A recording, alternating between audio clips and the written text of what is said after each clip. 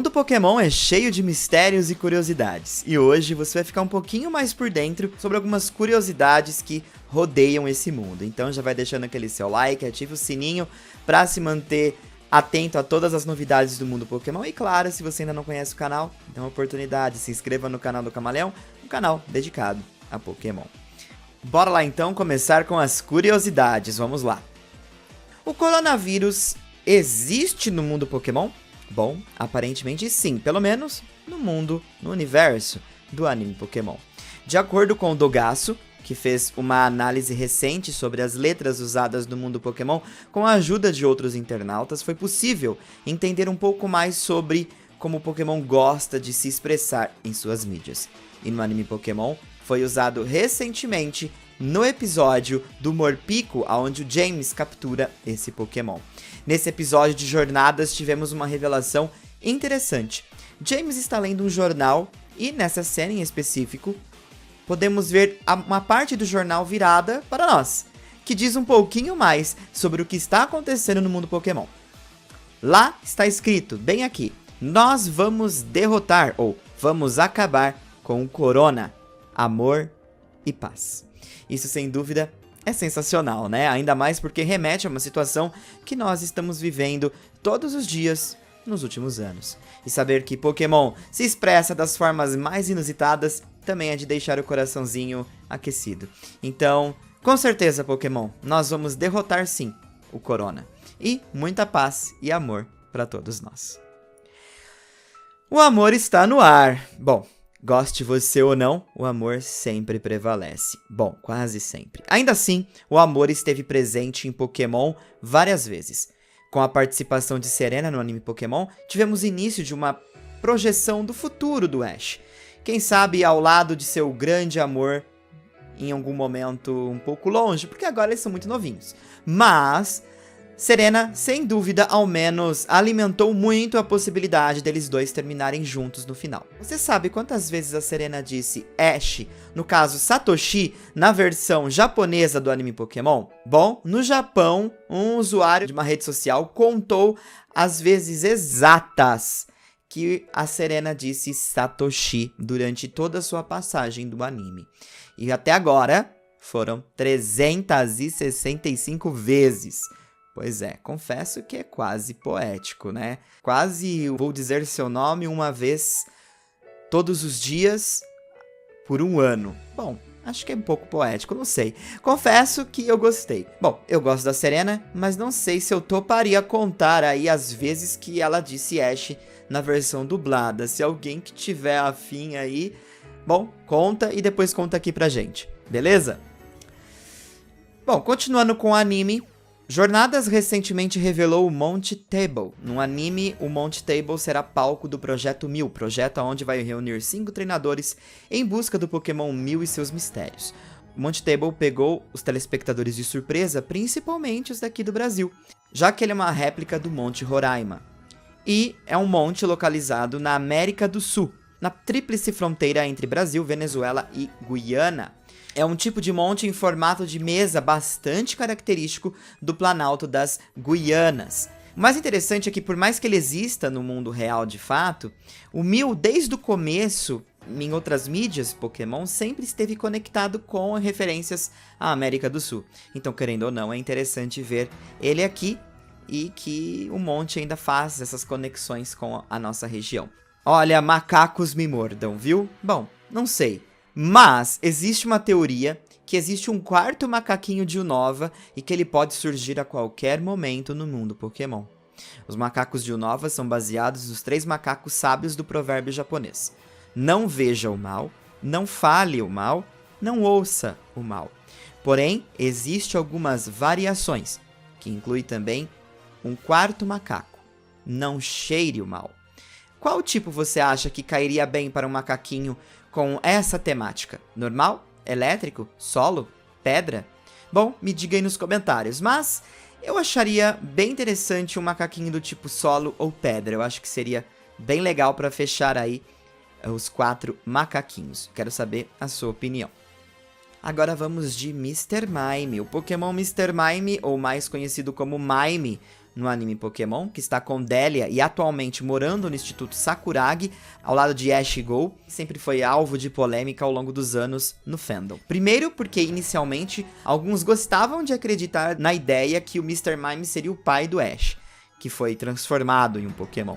Não há grandes indícios para sustentar essa teoria, mas ainda assim é algo interessante. Outras vezes já foi alvo de discussão bem séria sobre a forma como o Mr. Mime é tratado no anime, pela própria mãe do Ash, no qual ele come no chão, ao lado dos outros Pokémon, sendo que ele limpa a casa e até cozinha para Delia, mas ele não compartilha a mesa com ela. Bom, alguns casos é possível ver Mr. Mime segurando um prato e um talher para comer, mas em outros é possível ver ele também comendo no chão. Como os outros Pokémon, que também faz sentido, afinal de contas Mr. Mime é um Pokémon. Mas, lógico que isso gerou muita discussão com o tempo. E no Brasil foi o único lugar que o Mr. Mime foi citado como sendo do sexo feminino, ou seja, considerado um Pokémon fêmea na dublagem. A questão é que não há nenhum indício disso no mundo todo, muito menos no Japão, onde temos o material original do anime Pokémon. Então, por que o estúdio decidiu colocar Mr. Mime como fêmea?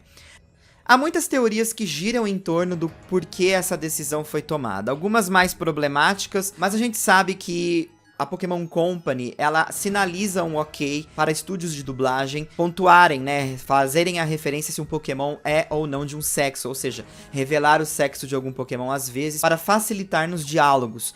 Porém, a gente deve lembrar que a Pokémon Company tem muitas variações pelo globo, então, por exemplo, o ok da Pokémon Company América pode não ser o mesmo ok da Pokémon Company lá na Europa e por aí vai. Então, por isso que existem essas oscilações.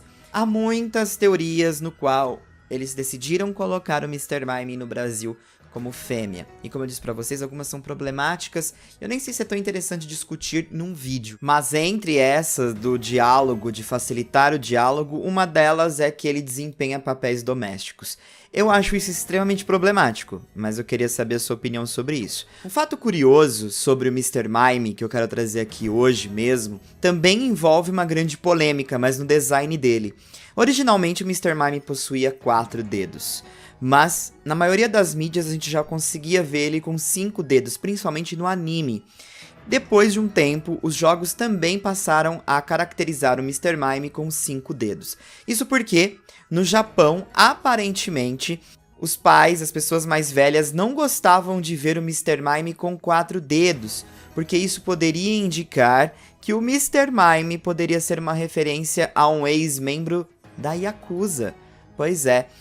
Existe uma prática na Yakuza que um membro arrancava o seu próprio dedinho para presentear o chefe da Yakuza quando ele cometia algum tipo de irregularidade dentro da máfia. Isso aconteceu e há muitos relatos e, consequentemente, eles acabaram achando melhor dar 5 dedos para o Mr. Mime. Que coisa maluca, né? Uma coisa interessante que acho que acontece com o Pokémon, até mesmo com outros Pokémon que compartilham essas características mais humanoides, é que não tem como não problematizá-los, porque eles lembram muito situações ou acabam resgatando situações da nossa realidade. Então, esse é um grande problema dos Pokémon humanoides. Eu adoro eles. Bom, quero saber a opinião de vocês sobre esse assunto.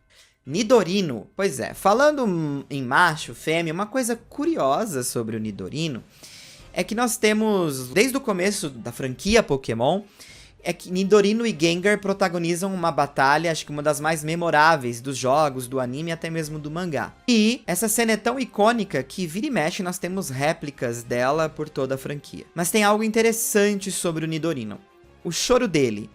Na verdade, na primeira geração, quando o Professor Carvalho vai fazer uma introdução e nós temos a presença do Nidorino, o choro dele foi trocado pelo choro da Nidorina.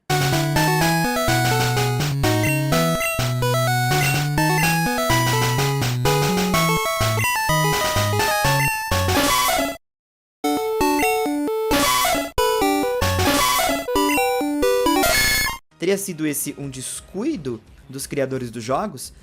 De um tempo para cá, os fãs do anime Pokémon começaram a perceber que um Oshawott aparece aleatoriamente em alguns episódios. mas ninguém entende o porquê. Bom, talvez tenha um significado mais profundo e ele seja revelado no futuro, ou não. Mas, em resumo, isso também tem a ver com o supervisor de animação, Rei Yamazaki. Aparentemente, Oshawott é um dos pokémons favoritos dele. E toda vez que ele tem a oportunidade, ele introduz Oshawott na animação de uma forma bem tímida, mas a gente consegue identificar ele ali. Como se fosse uma espécie de assinatura do animador. Em Jornadas isso ficou mais evidente, mas podemos ver algumas vezes em Sun e Moon também. Já ouvimos falar sobre personagens potencialmente LGBTQIA+, no mundo Pokémon. Ou que, de alguma forma, em seu jeito de se expressar, ele potencialmente seja um candidato para tal. Mas, você sabe quem foi o primeiro personagem canônico e assumidamente gay no anime Pokémon? Bom, ele está na saga clássica, pois é, lá em meados de 1997, tivemos a presença desse personagem aqui no anime. No episódio 28 da saga clássica, conhecemos esse rapaz, que ficou conhecido mesmo no anime Pokémon como um jovem rapaz. Mas, em um livro guia do anime Pokémon, lá no Japão, em 1998, nomeou esse rapaz como Okama-san, que é uma forma meio problemática de se referir a ele como um gay afeminado. Anos depois, no filme 7, tivemos outro rapaz que também traz essas referências para o anime, com a sua forma extravagante de ser. É o Kaba-chan.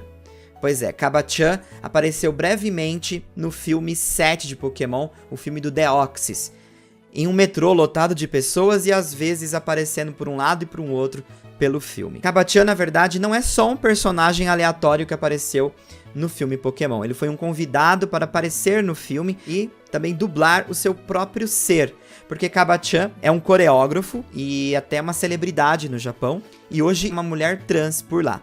Kaba-chan também participou de um programa no Japão relacionado a Pokémon, chamado Pokémon Rosso, um programa que ia ao ar todas as terças-feiras à noite na TV Tóquio entre 2002 e 2004. Depois, foi procedido pelo Pokémon Master Encore, Pokémon Sunday, Pokémon Smash, Pokémon Get TV e no final, agora com o Pokémon House. Esses programas são variações um do outro, mas Kaba-chan apenas participou do Pokémon Rosso. Agora, uma curiosidade bem interessante é sobre Mei. Eu não sei se vocês perceberam, mas Mei foi uma personagem que acredito que uma das únicas Pokégirls, entre todas que já passaram pelo anime Pokémon, que possuía grandes peitos. Pois é, a Mei é uma menina de 10 anos e desde o início da saga avançada, Mei acabou sendo caracterizada com uma grande proporção ali em seus peitos. Porém, depois de um tempo eu acredito que o anime Pokémon decidiu mudar um pouquinho para onde eles estavam indo com a Mei e acabaram reduzindo a proporção dos seios da Mei. A gente sabe que a partir dos 10 anos garotas começam já a entrar na puberdade e é normal o aumento, por exemplo, dos seios, mas ainda assim acabou sendo uma coisa que algumas pessoas talvez problematizaram e o anime Pokémon decidiu dar meia volta e consequentemente reduziram aí a proporção dos seios da Mei. Bom, Pokémon sem dúvida é um universo que tenta sempre se espelhar ao nosso, aproximar o nosso universo do universo Pokémon. Talvez o mundo seria melhor com os Pokémon, ou não. Eu acho que depende muito de como estamos dispostos a viver ao lado deles, né? Mas ainda assim, fico feliz em compartilhar algumas curiosidades com vocês. E quero saber a opinião de vocês sobre essas curiosidades do mundo Pokémon. Pokémon é para todos, e eu acho que essa é a maior mensagem que Pokémon sempre quis passar. Uma franquia que se comunica com todo mundo. Enfim, deixa seu like, um forte obrigado, e a gente se vê logo logo aqui no canal do Camaleão. Um abraço, fui!